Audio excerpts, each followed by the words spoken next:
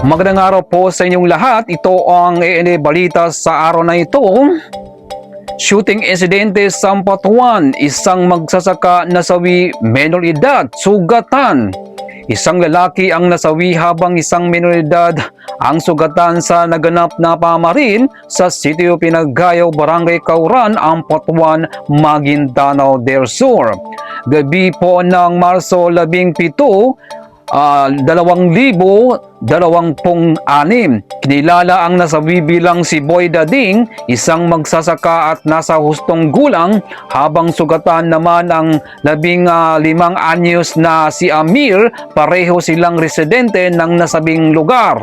Ayon sa paunang investigasyon, naganap ang insidente bandang alas 10:25 ng gabi habang manonood lokal ng larong basketball o triball ang mga biktima.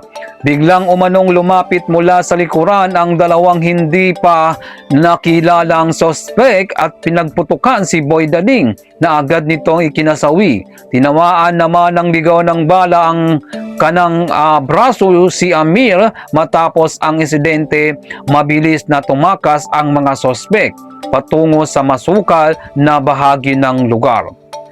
Na-recover ng mga rumespending autoridad ang 3 basyo ng bala na hindi pa matukoy ang kalibre. Nauna nang may pagbigay alam ang insidente ng barangay chairman naman na si Honorable Leland Dolar, dahilan upang agad na magsagawa ng joint response ang mga autoridad kasama ang militar at pulisya.